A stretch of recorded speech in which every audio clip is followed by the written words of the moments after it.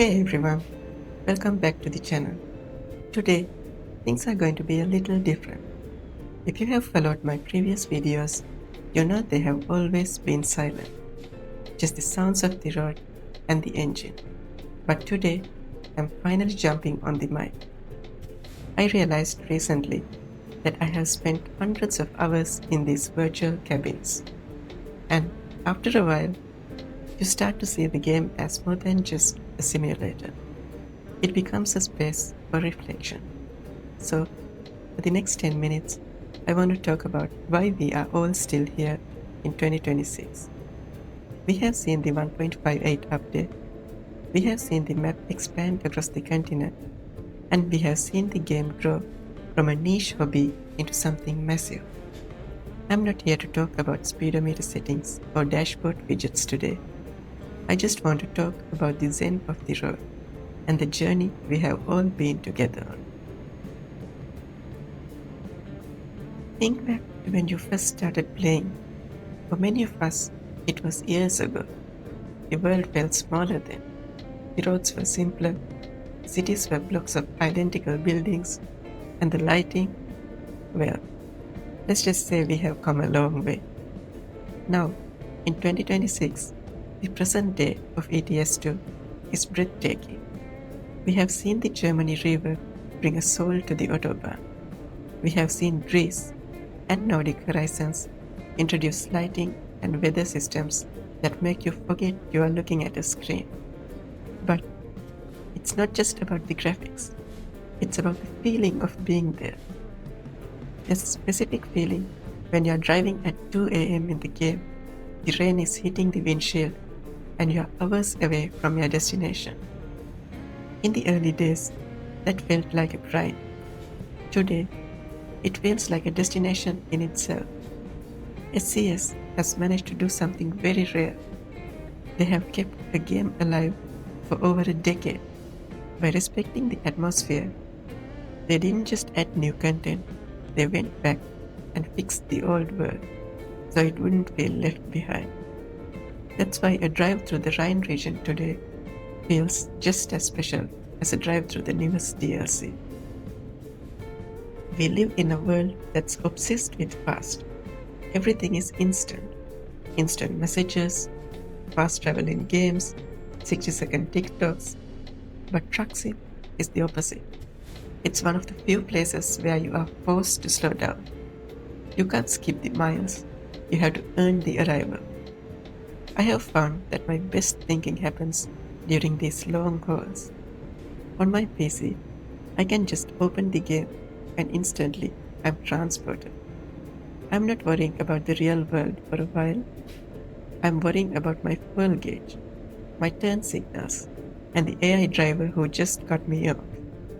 It's a managed stress that actually helps me relax. And then there's the community.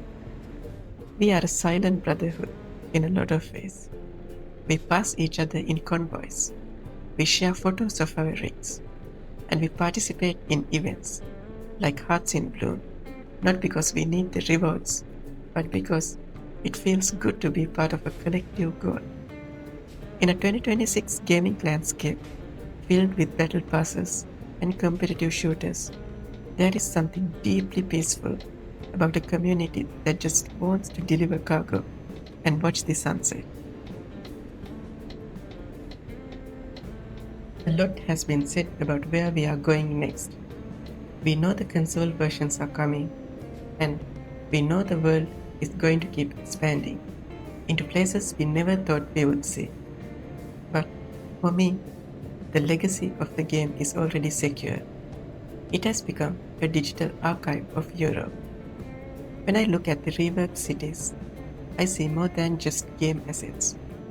I see a team of developers who clearly love the geography they are building.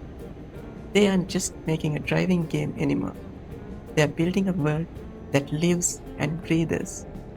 Whether you're a veteran who remembers the 1.0 days or someone who just joined for the 1.58 update, you can feel that effort. It is the reason why, even when I don't feel like playing a game, I still feel like going for a drive. I remember one specific hole recently. It wasn't even a high paying job. I was carrying 15 tons of medical equipment from Thessaloniki up toward the north. It was one of those nights where everything felt heavy. The rain was constant, and I was fighting the fatigue meter in the game, looking for any rest stop that wasn't already full of AI trucks.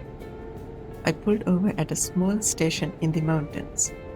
I just sat there for a minute, watching the rain. In that moment, the game stopped being a sim.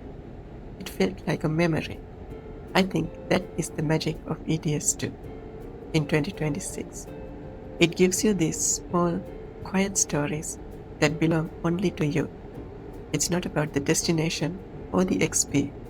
It is about that quiet cup of coffee at a rainy rest stop at 3 a.m. We are coming up on the end of today's run. I'm really glad I took the time to do this. Recording your first voiceover is a bit nerve-wracking, but it has made this drive feel much more personal. I want this channel to be a place where we can just talk about the things that matter to us as simmers. No hype, no rush, just the raw. If you want to stay in the loop with everything happening in the trucking world, make sure to check out my shorts. I'll be posting regular updates there with all the latest news for both ETS2 and ATS. It's the easiest way to catch up on new features and map reveals while you're on the go.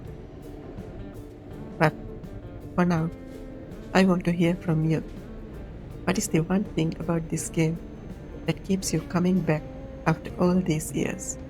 Is it the trucks, the map, or just the quiet? Let me know in the comments. Hit subscribe and join the ride. Thanks for listening, and I'll see you on the next one.